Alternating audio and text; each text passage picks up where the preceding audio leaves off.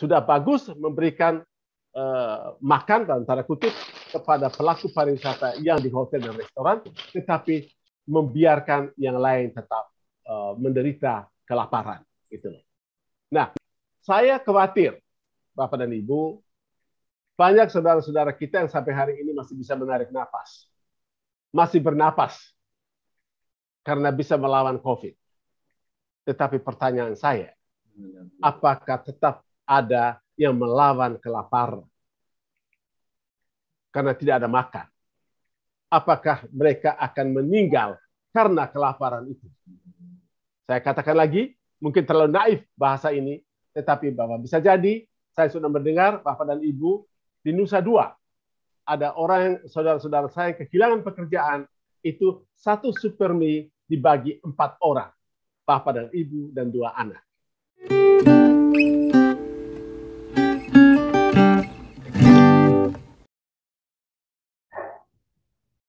Baik, selamat siang para peserta online seminar IINTOA ke-48.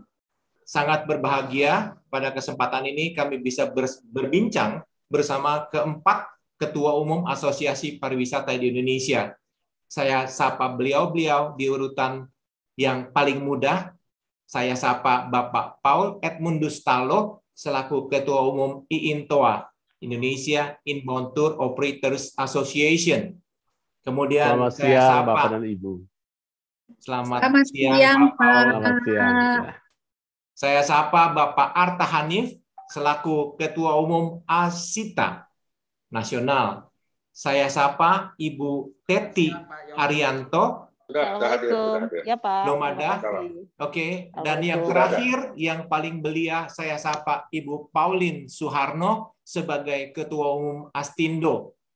Dan pada kesempatan ini, kami mendapatkan kehormatan hadir pula Ketua Umum GIPI, Bapak Didin Junaidi. Salam hormat Pak Didin. Oke, kita maklumi bersama bahwa pandemi sudah berlangsung lebih dari 18 bulan. Banyak aktivitas pariwisata yang tertunda atau sama sekali terhenti. Banyak pelaku pariwisata yang mati suri, atau aktivitas pariwisatanya mati total atau alih profesi. Kali ini kita tidak berbincang mengenai keluh kesah. Saya ulangi, kita tidak berbincang mengenai keluh kesah para pelaku pariwisata atas dampak dari pandemi. Mari kita menyongsong ke depan menjelang dibukanya border. Sudah santer dibicarakan 2 hal. 1, pembatasan jumlah penumpang dalam pesawat sebanyak 90 orang dan kemudian dianulir. 1 lagi adalah border Bali akan segera dibuka. Sebetulnya pemerintah belum jelas mengenai aturan visa dan lainnya. Mungkin sudah, tetapi kami belum mendapatkan informasinya. Dampak dari pembukaan border ini tentunya akan ada tuntutan reciprocal. Wisatawan Indonesia melakukan outbound, entah leisure maupun kegiatan keagamaan. Baik bagi kegiatan inbound maupun kegiatan outbound yang menjadi isu. Yang menjadi isu yang diperbincangkan adalah mengenai karantina. Untuk hal tersebut, siang ini kita diskusi bersama.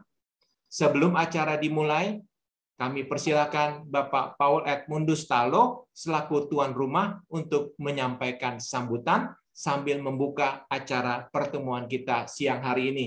Silakan Pak Paul. Terima kasih Pak Yongki. Assalamualaikum warahmatullahi wabarakatuh. Waalaikumsalam. Om Swastiastu.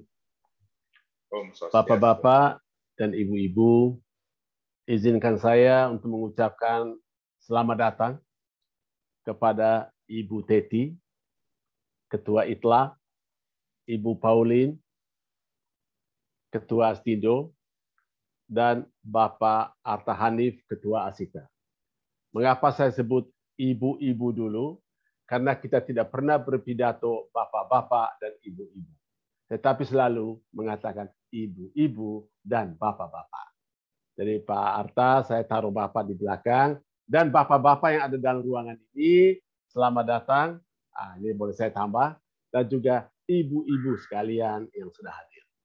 Saat ini kita berjumlah 94 orang. Saya juga mengucapkan selamat datang khusus kepada Bapak Didin Junaidi, Ketua GIPI. Kehadiran beliau yang tidak disangka-sangka ini sekaligus mempermaklumkan bahwa IINTOA sudah pantas dan memenuhi syarat untuk menjadi anggota GIPI, baik di pusat maupun di daerah-daerah. Pak Didin, saya tidak tahu Bapak duduk sebelah mana, tapi saya tahu bahwa yang paling ganteng, ini dia. Yang paling muda di antara kita semua, saya yakin, umurnya baru 27 tahun, yaitu Pak Didin Junaidi. Beliau adalah ketua GIPI nasional. Dengan demikian, saya sekaligus melaporkan bahwa IINTOA mempunyai Dewan Pimpinan Daerah berjumlah 10, dan itu sudah memenuhi syarat untuk menjadi anggota GIPI. Saya kira demikian, Bapak. Bapak-bapak dan ibu-ibu, seperti yang sudah disampaikan oleh MC kita, Bapak Yongki, bahwa kita hari ini berkumpul untuk tidak lagi berbicara tentang keluh kesah. Tapi sebelum itu saya ingin menyampaikan kepada bapak-bapak dan ibu-ibu, siapakah IINTOA itu? Apakah IINTOA itu? Saya sedikit memberitahukan kepada Bapak bahwa IINTOA, I-nya 2. Jadi dilihat itu ada garis tengah, itu jembatan antara kiri I1 dan I yang kedua. Indonesia Inbound Tour Operator Association. Kami adalah pemain. Kami adalah Biro Perjalanan Wisata yang khusus mendatangkan wisatawan dari luar negeri melalui, pertama adalah penelitian, kedua adalah pemasaran, ketiga adalah upaya untuk mendatangkan bekerja sama dengan tour operator dan wholesaler di negara asal wisatawan, dan selanjutnya melaksanakan perjalanan wisata untuk wisatawan itu sendiri.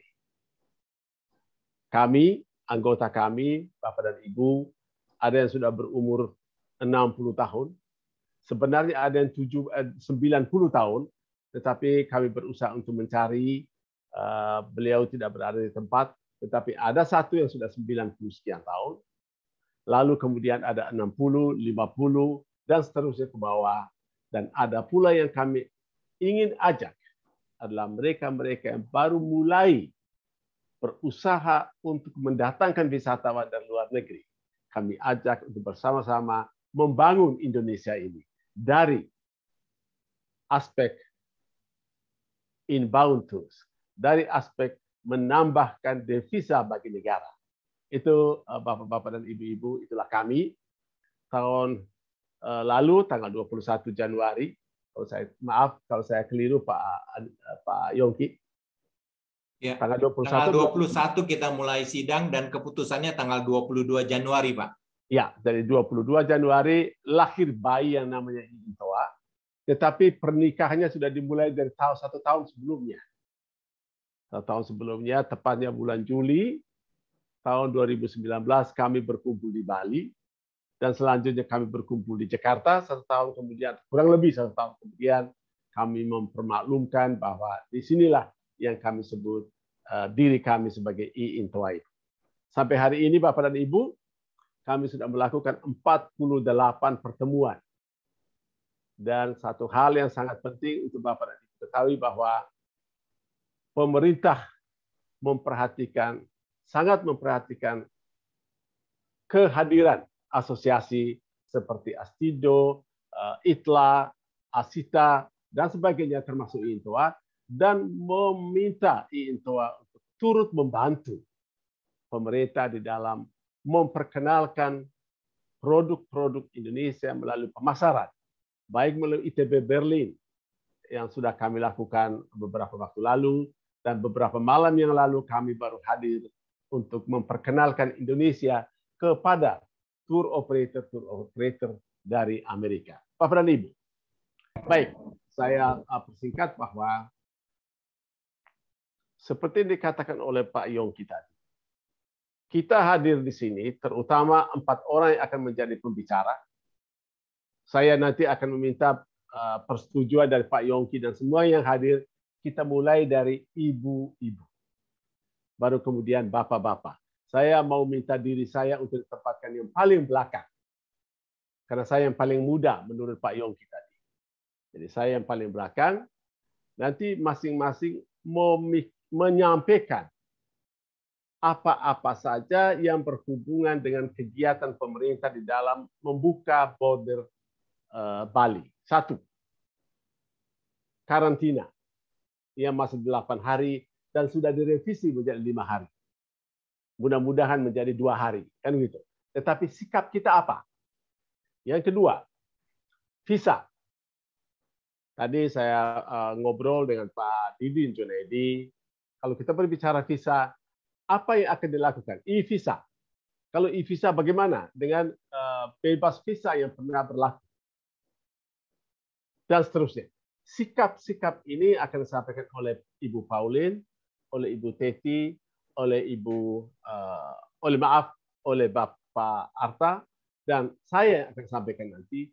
Kita berusaha untuk membuat di dalam satu pernyataan, sebuah surat yang akan disampaikan kepada pemerintah. Selain itu tentu saja kita meminta bantuan bapak-bapak dan ibu-ibu yang menjadi wartawan, yang adalah wartawan, untuk juga menyampaikan isi daripada pertemuan hari ini. Saya kira itu saja dari saya, Bapak dan Ibu. Saya kembalikan kepada moderator. Selamat datang dan selamat bertukar pikiran. Terima kasih. Baik, terima kasih Pak Ketua, Pak Paul, Bapak-bapak dan Ibu-ibu semua. Maaf, Ibu-ibu dan Bapak-bapak semua, sesuai dengan petunjuk Pak Ketua kita. Jika tidak keberatan, rekaman perbincangan ini akan kami tampilkan di YouTube IINTOA. Kemudian, jika disetujui bersama bahwa hasil pertemuan ini dibuat dalam bentuk surat, lalu dikirimkan kepada semua pihak terkait, serta secara tertulis, secara terpisah maupun secara bersamaan. Itu 2 yang saya harapkan mendapatkan. Kami harapkan mendapatkan persetujuan dari para ketua umum asosiasi yang hadir di acara ini. Bapak Ibu, ada titipan pertanyaan dari rekan-rekan wartawan mengenai masalah karantina dengan segala dampak positif dan negatifnya, serta usulan, entah merupakan keputusan atau usulan dari para pejabat, bahwa karantina menjadi 5 hari daripada 8 hari yang sebelumnya. Maka kami mengubah sedikit strategi diskusi kita. Sebelumnya hanya meminta usulan, tapi sekarang kami minta pendapat dari para ketua umum, apa yang menjadi kendala, masalah, dan lain sebagainya. Maka Bapak Ibu, teman-teman semua, mari kita mulai perbincangan kita dengan pertanyaan pertama. Masing-masing narasumber menyampaikan kendala atau potensi kerugian yang akan atau mungkin akan timbul karena masalah karantina ini. Maka sesuai dengan permintaan Pak Ketua, kita mulai dari yang paling belia, dari sisi usia, dari seorang ibu. Maka saya mengundang Ibu Pauline Suharno, Ketua Umum Astindo, untuk berbicara. Selanjutnya diikuti oleh Ibu Teti, kemudian Pak Arta Hanif, dan akan ditutup pertanyaan pertama oleh Pak Ketua kita, Ketua IINTOA, Bapak Paul. Oke, baik, mari saya persilakan Ibu Pauline menyampaikan pandangannya mengenai pertanyaan yang pertama tadi. Tapi sebelumnya, saya juga berucap selamat datang kepada Bapak Priyadi Abadi, salah satu ketua perkumpulan mungkin IITCF yang selalu menjalankan kegiatan Muslim Tour. yang sudah hadir di tempat kita ini. Nanti apabila ada lagi yang hadir yang lain, saya juga akan menyapa. Maksud saya ketua umum yang lain yang hadir, saya juga akan menyapa.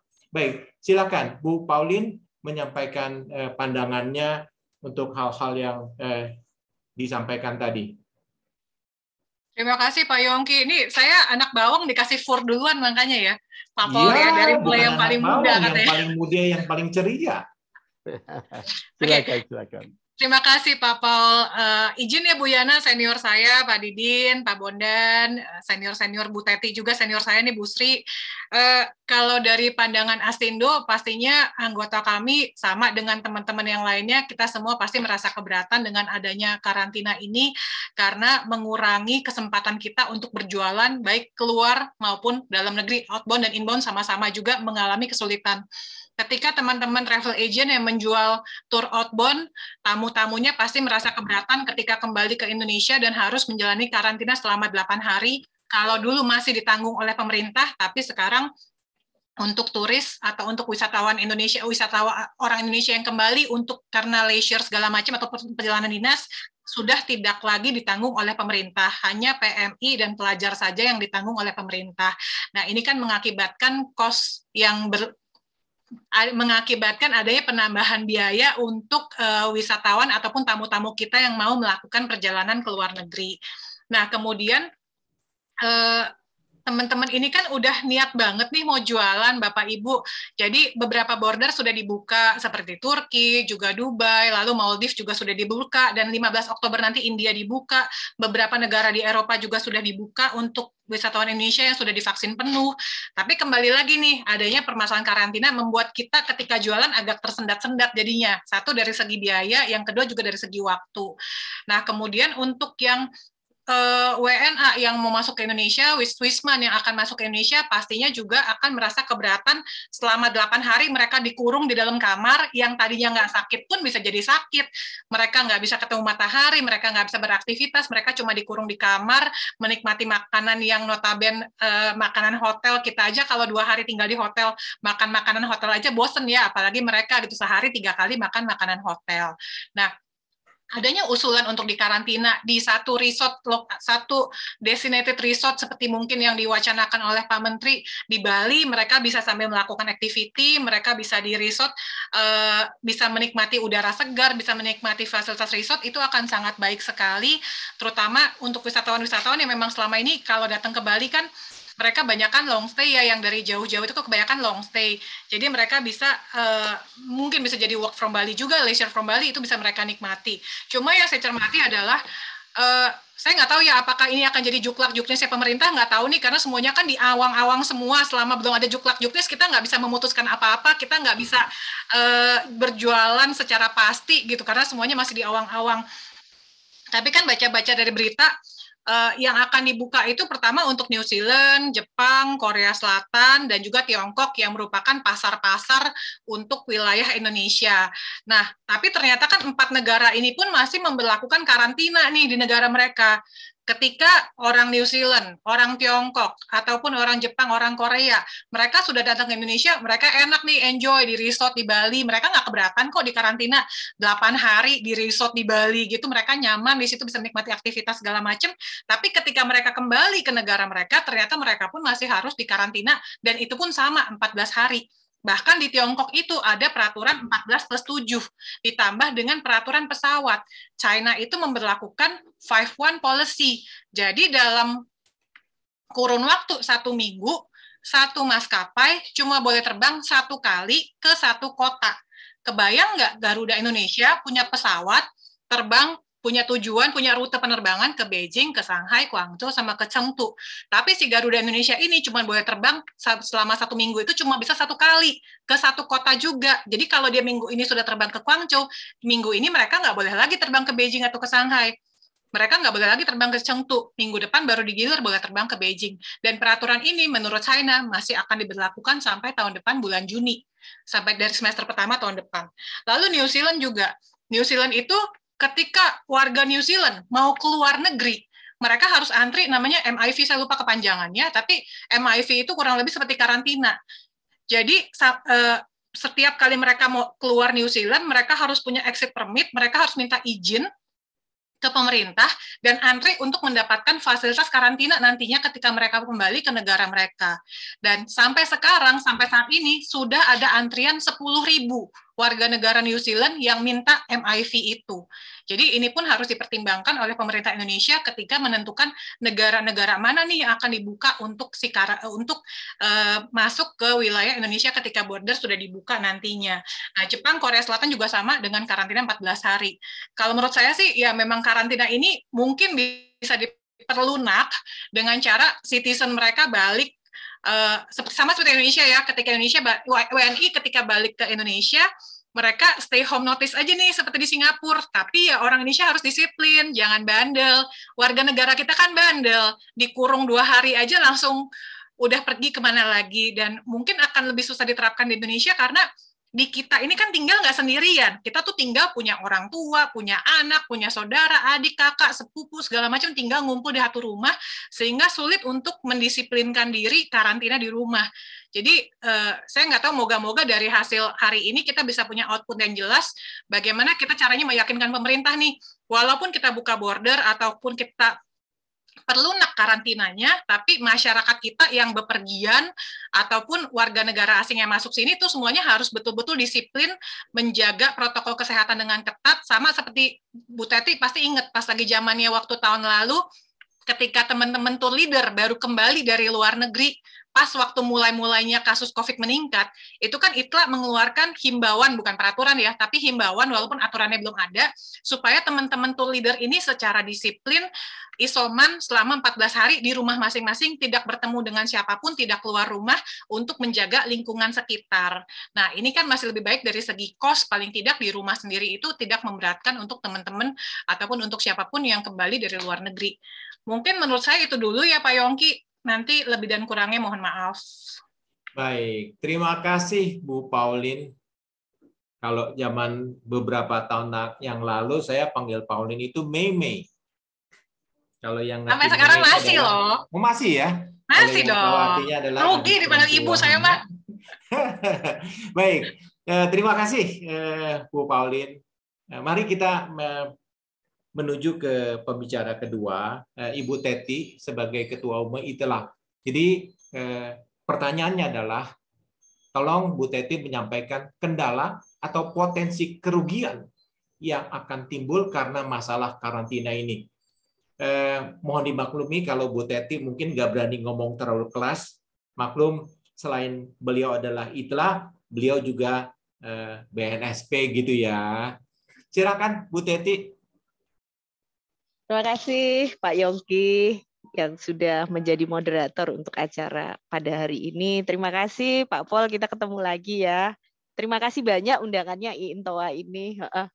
Dan saya lihat di sini ada tokoh-tokoh, ada Bu Yana, saya mau sapa. Oh, ada Pak Didin juga. Iya. Ada Pak Arta Hanif ya, salam kenal ya Pak. Saya Teti Pak. Iya. Ada Pak Alpurwe. Zamannya Bu Meti dulu, mudah-mudahan Bapak masih kenal sama saya ya. Dan masih banyak lagi nih. Oke, kalau dari segi ITLA ya, SIS-PS tahu ya, ini SIS-PS ini juga 2 kaki sebenarnya nih. Astindo dan ITLA, wong foundernya ITLA kok. Kita ini tenaga kerja Pak Yongki, kita ini tenaga kerja. Menyediakan jasa sebagai tour leader. Jadi kalau tadi disampaikan bahwa sekarang ini dengan adanya begitu banyak peraturan, SOP berubah dan sebagainya, ya kita sebagai tenaga kerja menyesuaikan Pak Yongki. Kita menyesuaikan. Jadi itu prinsipnya ya. Makanya salah satu penyesuaian yang kami lakukan di saat-saat COVID pertama itu adalah himbauan yang tadi seperti disampaikan oleh Sis Pauline. Bahwa kalian sadar ya untuk tidak membahayakan orang lain isoman gitu. Saya pikir itu adalah yang kita lakukan. Yang kedua adalah ini terkait sebenarnya lebih kepada kesiapan. Maka kita sebagai tenaga kerja nih ITLA membangun pelatihan-pelatihan gitu ya untuk ketika nanti benar-benar border dibuka, kita itu siap jumpalitan dengan segala macam, misalnya sekarang ngisi e-hak aja. Itu kalau kita salah sedikit masukin atau salah akses, ulang lagi. Kebayang kan kalau kita mesti membawa beberapa orang tamu, kita harus assist isi e-hak di tiap negara misalnya gitu. Itu saja kita udah harus bersiap. Jadi intinya kalau dari ITLA sebagai tenaga kerja, persiapan.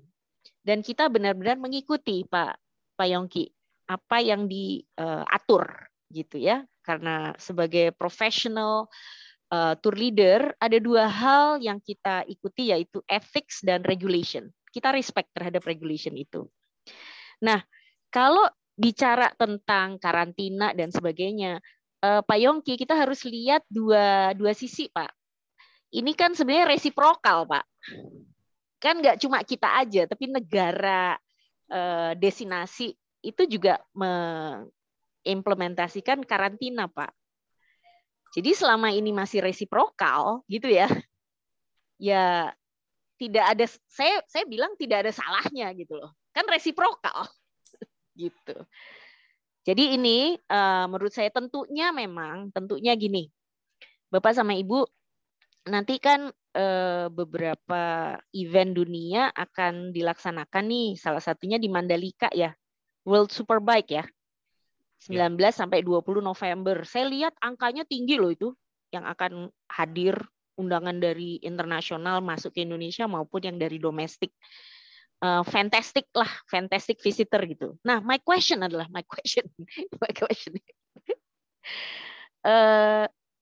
kita siap nggak ngelayanin itu dengan segala SOP baru? Udah siap belum? Jangan sampai terjadi bottleneck di tempat kedatangan. Itu kan kita juga nggak tahu. Jadi maksud saya lebih concern, Pak Yongki, terhadap infrastruktur SOP ini. Kita ada persiapan nggak untuk itu? Kita lakukan simulasi nggak? If ini, if itu gitu. Kalau dari cost, hari gini, sudahlah, forget about saving. Forget it. Karena sekarang ini resikonya tinggi sekali dan usaha-usaha itu sudah harus mempertimbangkan all this risk yang tadinya nggak ada di elemen-elemen tour costing kita atau tour planning kita, sekarang harus ada. Jadi kembali lagi, are we ready for all that or not gitu. Ya, terima kasih, itu aja sih. Terima kasih Bu Teti. Berikutnya saya mengundang Bapak Arta Hanif. Beliau adalah Ketua Umum Asita. Beliau juga Ketua Umum Kesturi. Kalau tidak salah ya Pak Arta ya? Enggak. Belum. Oke. Dan sebelum Pak Arta berbicara, saya juga ingin menyapa Bapak Syam Resviadi. Bapak Syam Resviadi adalah Ketua Sapuhi. Yang saya sebutkan Kesturi dan Sapuhi, ini adalah Asosiasi Haji dan Umroh. Selamat sore, baik, Pak Arta, mari kasih. kita dengar tanggapan Pak Arta. Apa sih kendalanya? Apa sih yang membuat kita potensi kerugian kita gitu loh untuk masalah karantina ini? Saya belum menanyakan mengenai usulan-usulannya kita nanti, itu akan menjadi pertanyaan kedua. Silakan Pak Arta Hanif. Oke, terima kasih. Assalamualaikum, selamat sore, salam sejahtera untuk kita semua. Waalaikumsalam. Terlalu banyak yang hadir pada hari ini, 119 yang hadir luar biasa, Intoa. Selamat Pak Ketua Umum, Pak Paul. Terima kasih Pak Riki, Pak Yongki luar biasa, sudah yang ke-48 ini ya, acara setiap Jumat ya. Iya Pak. Ya. Luar biasa, konsistensi ini belum tentu ada di tempat yang lain, tapi Intoa konsisten untuk memberikan sesuatu yang berarti kepada anggota dan kepada khalayak. Ditambah satu lagi Pak. Ditambah satu lagi, kita sudah mempunyai podcast dan YouTube, dan hari Kamis kemarin sudah tayang yang ke-10, Pak. Rutin setiap hari Kamis tampil. Luar biasa, luar biasa. Mudah-mudahan kita termasuk yang kebagian baiknya Intoa dengan kolaborasi kita pada hari ini kita mulai. Insya Allah. Saya tidak lupa bagaimana caranya saya menyebutkan semua orang-orang hebat di hadapan saya sekarang. Yang jelas semuanya saya doakan semoga tetap sehat, kita semuanya mendapatkan keberkahan Tuhan atas yang Tuhan berikan kepada kita, termasuk cobaan di saat pandemi sekarang. Pak Didin, Pak Junaidi, ini kolega dari orang tua saya almarhum. Selamat sore Pak Didin. Kemudian yang saya kenal saja ini Pak Sam karena sudah disebut. Pak Sam, halo. Beliau Ketua Umum Sapuhi dan selalu bersama-sama dalam memperjuangkan. Halo Bandung, Pak Atta. Halo Bandung, halo Jakarta. Halo Jakarta. Oke, jadi mungkin sedikit berbeda atau mungkin banyak berbeda saya dengan narasumber yang sebelumnya, Ibu Pauline, Ketua Umum Astindo, dan Ibu Teti tadi dari Ketua Umum ITLA. Ya, perbedaannya gini. Saya ketika diberikan kesempatan untuk menjadi narasumber, saya malah mikir, ini karantinanya apaan sih gitu ya. Jadi maaf, saya tahu ini juga akan masuk ke YouTube, tapi kalau perlu diedit silakan diedit Pak. Tapi saya ingin berbicara agak bebas supaya kita nggak berbicara kaku gitu ya. Jadi saya coba lihat.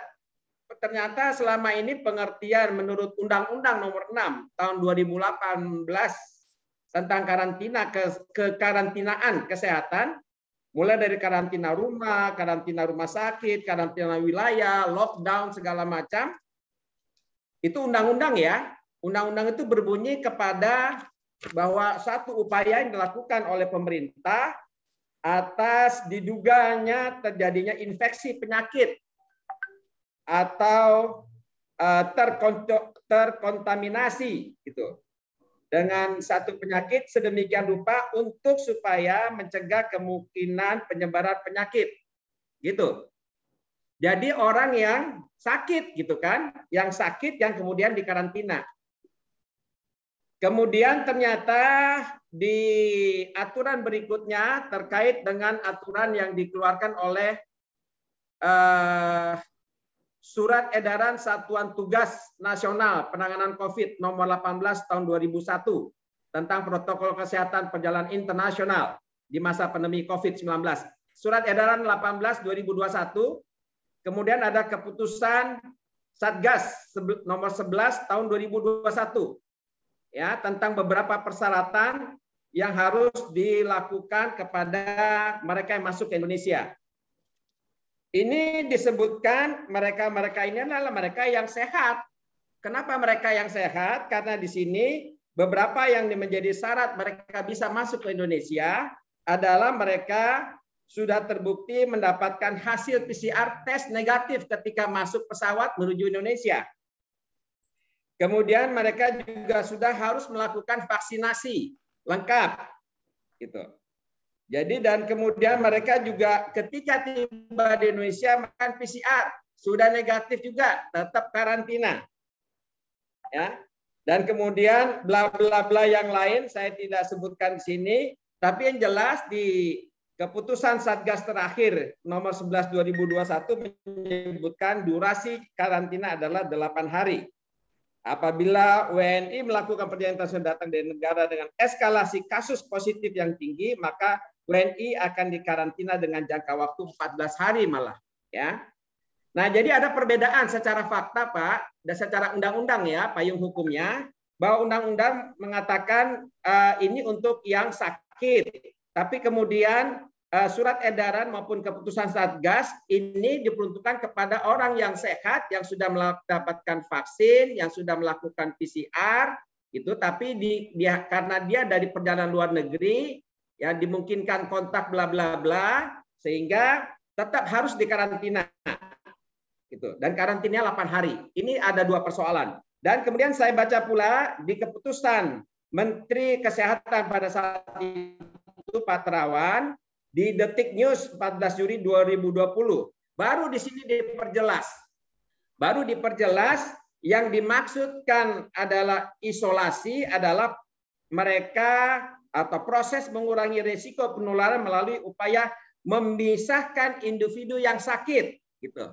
Jadi isolasi mandiri kah, isolasi rumah sakit itu satu upaya untuk mencegah orang yang sakit tidak kemudian menyebarkan penyakitnya keluar. Dibedakan dengan karantina. Nah, mantan Menkes Terawan ini mengatakan kalau karantina rujukannya kepada rujukan yang sehat, tapi karena datang dari luar negeri kemudian diberikan perlakuan sampai 8 hari. Nah, ini satu hal yang kemudian jadi undang-undang yang ada, karena dia adalah payung hukum paling tinggi, undang-undang ya, dibuatnya juga tidak gampang undang-undang dibuat, tidak ada menjelaskan soal orang sehat itu harus dikarantina, orang sakit yang dikarantina. Gitu. Jadi kemudian karena kondisi-kondisi yang berubah sehingga muncullah surat edaran bla bla bla. Nah, kemudian apa sih masalahnya? Dengan alhamdulillah Pak Terawan sebagai menteri pada saat itu sudah mencoba menjelaskan yang ini disebut isolasi, yang sakit isolasi, yang sehat karena di luar negeri baru itu yang disebutkan sebagai apa dengan istilah karantina. Jadi kita pakai karantina dengan pengertian itu sekarang kepada mereka yang sehat karena dia sudah melalui proses kesehatan dan dia di karantina untuk supaya tidak memberikan akibat-akibat lebih lanjut baik kepada dirinya maupun kepada masyarakat yang ada di Indonesia ketika dia kembali ke tempatnya. Nah, ini satu poin. Memang sudah ada berita baik bahwa akan dipertimbangkan oleh menteri, oleh pejabat kita, pemerintah kita dari 8 hari akan disesuaikan menjadi 5 hari. Saya tidak bicara apa usulan, jadi saya coba merespon apa yang diminta oleh Pak Yongki. Dan kita sudah mendengar bersama soalan ini bahwa ternyata semua mereka yang mengikuti karantina 8 hari terpaksa mereka harus memenuhi apa saja yang ada di hotel. Jadi pertama tadi Ibu Pauline sudah menyampaikan, saya mau pertegas saja karena saya ingin supaya ini menjadi persepsi kita bersama bahwa karantina yang dimaksudkan baik, tapi ternyata tidak demikian pada prakteknya ketika mereka masuk hotel. Walaupun hotelnya hotel bintang 5, gitu ya. Jadi pertama memang seperti sampaikan Ibu Pauline tidak boleh keluar sama sekali, gitu kan? Orang sehat loh. Orang sehat tidak boleh keluar sama sekali. Jadi dia dicurigai bahwa dia membawa persoalan sehingga dia perlu karantina. Dan nggak boleh keluar sama sekali. Padahal dia perlu aktivitas. Perlu dia dapat siraman matahari dan lain-lain. Dan kemudian tidak boleh terima order makanan dari luar. Banyak sekali mereka-mereka yang ternyata kita makan. Ya Pak. Tadi ada sinyalnya terganggu Pak. Silakan lanjut ya. Oh sorry. Ya. Di mana tuh mulainya? Silakan lanjut Pak. Langsung tadi cuma sedikit sekali. Oke, jadi tidak boleh keluar sama sekali, ya. Kemudian tidak boleh, ini banyak tidak bolehnya. Tidak boleh terima order makanan dari luar hotel. Makanan disediakan hotel 3 kali sehari, tapi tidak memenuhi selera orang yang harusnya makan dengan makanan yang membangkitkan selera makan. Sudah lama di Indonesia, sudah lama di luar Indonesia, ingin ke Indonesia, ingin makan yang enak. Ya, dan ini tidak disediakan. Apalagi kalau mereka itu adalah WNA, masuk ke Indonesia, kemudian harus karantina, disediakan makanan yang mohon maaf, makanannya tidak sesuai dengan makanan yang semestinya diproduksi oleh hotel, apalagi hotel bintang 5. Ngeri-ngeri juga Pak, paling enggak saya sudah mencoba 2 hotel bintang 5 yang ternyata makanan yang disediakan, katanya ini makanan yang sudah sesuai dengan ketentuan atau SOP dari PHRI. Sehingga sampai mereka mengatakan klien saya, Pak Arta ini PHRI ya, kok makanannya seperti ini? Padahal saya sudah confirm hotelnya bintang 5, kamar oke lah, tapi kok makanan kayak gini ya? Dingin lagi katanya. Jadi serba susah juga kita. Kemudian hal yang lain adalah hasil swab di hari pertama ketika tiba di Indonesia hasilnya baru mereka dapat di hari keempat. Bayangkan kalau ternyata mereka positif. Jadi antisipasinya jadi terlambat tentu, gitu ya. Dan satu hal lagi, karena dia ini adalah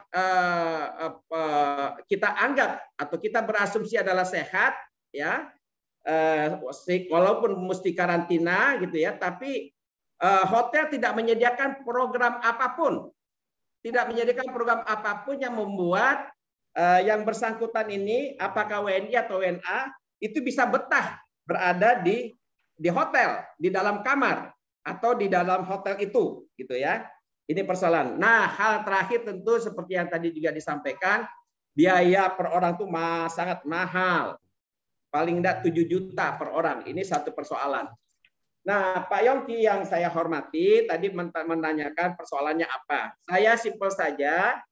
Pertama, setiap orang yang sekarang akan berangkat ke luar negeri, dia selalu berpikir bahwa oke lah, saya sudah penuhi semua persyaratan untuk saya berangkat ke luar negeri. Tapi yang dia pusing adalah kalau dia harus tambah 8 hari lagi karantina dengan segala macam persoalannya, mentalnya, ya, kemudian imunnya lagi nanti dia sudah tidak terbayang oleh dia dengan biaya tambahan sekian juta yang sebenarnya dia anggap tidak perlu karena saya sehat kalau memang saya sudah memenuhi semua ketentuan.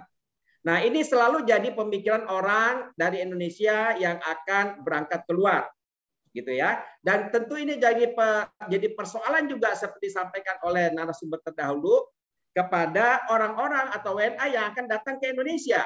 Bayangkan kalau perjalanan atau acara yang ada nanti di Mandalika World Superbike itu 3 hari, sementara dia harus mendapatkan karantina 8 hari, luar biasa nggak logiknya, gitu kan? Baik secara waktu yang terbuang maupun dana yang tidak perlu dikeluarkan. Saya ingin memberikan contoh, Pak Yongki, seperti Pak Yongki sampaikan, ini fakta.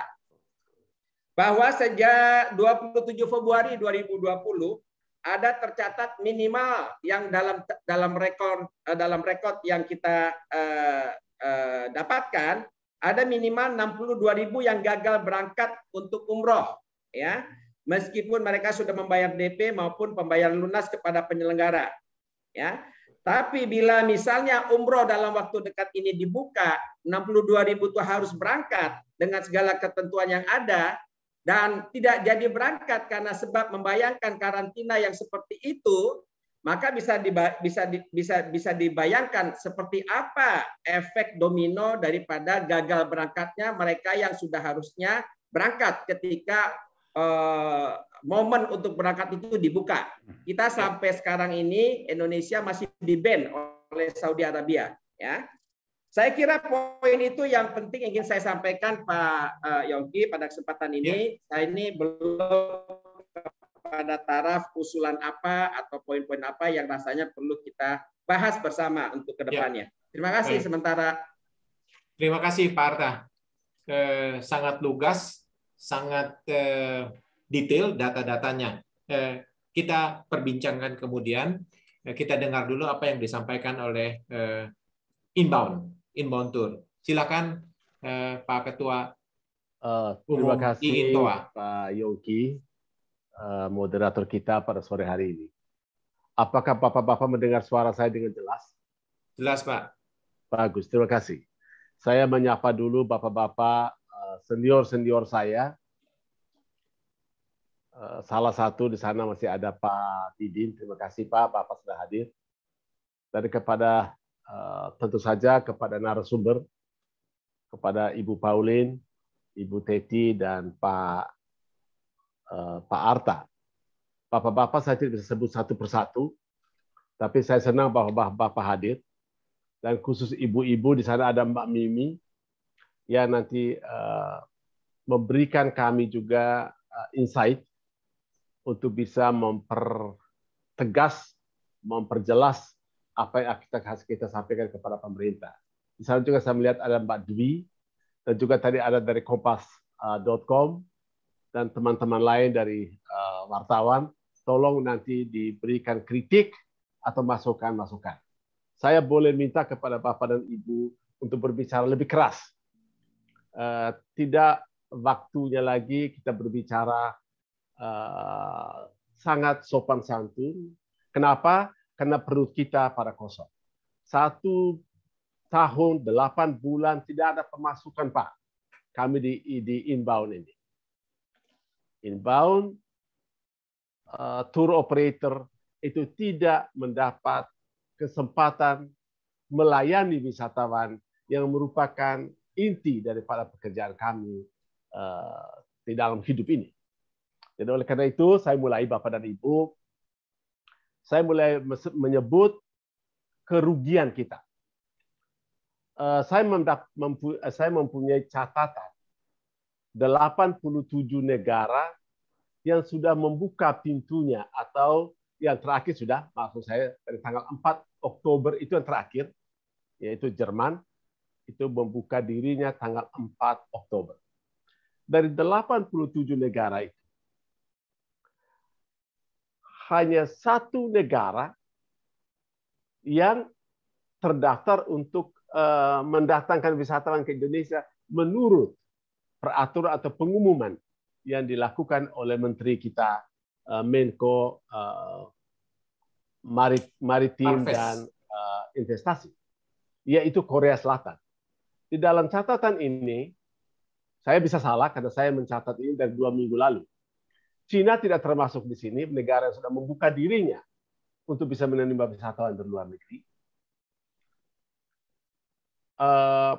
New Zealand juga tidak terdaftar di sini. Lalu kemudian Arab Saudi juga tidak. Apakah juga mereka menerima? Saya juga tidak tahu. Kita belum nanti. Tetapi yang sudah pasti Thailand, dia sudah membuka diri dan dia boleh tidak melakukan karantina. Persis 1 hari ketika Indonesia mengumumkan bahwa kita akan berikan karantina 8 hari, Thailand untuk Bangkok dibebaskan dari para karantina.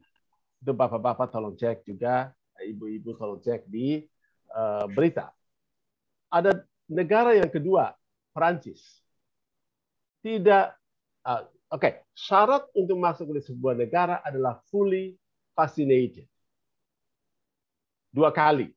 Kalau ada booster, hebat kali. Lalu kemudian ada testing. PCR. Silakan pada waktu datang di PCR. Itu kan hanya 1-2 jam PCR. Tidak harus menunggu satu minggu. Apalagi 8 hari. Ada negara yang ketiga, Polandia. Fully vaccinated, PCR, tetapi tidak harus melakukan karantina. Nah, maksud saya mengambil satu contoh dari negara-negara yang bisa tidak memberlakukan karantina.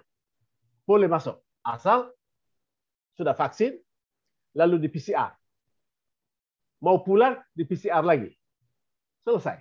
Dan dia boleh bebas untuk berlibur. Nah, kerugian yang saya mulai. Yang masuk ke Indonesia, itu 8 hari, alhamdulillah saudara-saudara saya punya hotel dan bekerja hotel, silakan menikmati hasil yang luar biasa. Karena tinggal 8 hari bisa menjual makanan dan sebagainya.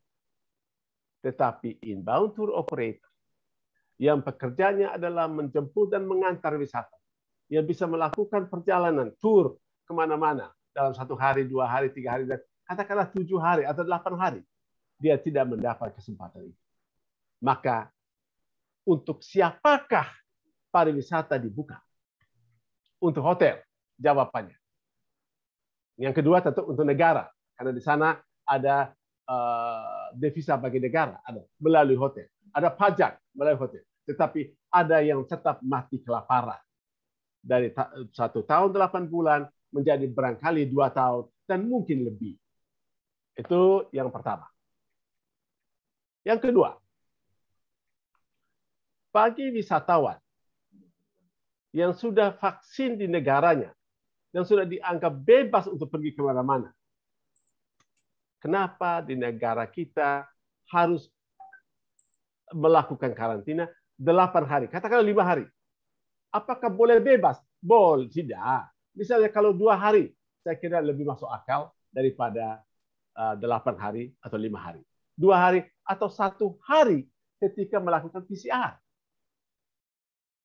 Inilah yang akan kita ajukan menurut saya, kalau bisa disetujui sebentar oleh Pak Bondan, barangkali bisa membuat redaksi yang seperti itu untuk mempertanyakan dan meminta pertimbangan kembali. Sudah bagus memberikan makan dalam tanda kutip kepada pelaku pariwisata yang di hotel dan restoran, tetapi membiarkan yang lain tetap menderita kelaparan. Gitu. Nah, saya khawatir, Bapak dan Ibu, banyak saudara-saudara kita yang sampai hari ini masih bisa menarik napas, masih bernapas, karena bisa melawan COVID. Tetapi pertanyaan saya, apakah tetap ada yang melawan kelaparan karena tidak ada makan? Apakah mereka akan meninggal karena kelaparan itu? Saya katakan lagi, mungkin terlalu naif bahasa ini, tetapi Bapak bisa jadi, saya sudah mendengar Bapak dan Ibu, di Nusa Dua, ada orang, saudara-saudara saya yang kehilangan pekerjaan, itu 1 super mie dibagi 4 orang, Bapak dan Ibu dan 2 anak. Saya belum bertemu orang itu, tetapi dari mulut ke mulut, kesaksian ini ada. Bahwa memang sudah ada banyak saudara-saudara kita yang sangat kelaparan.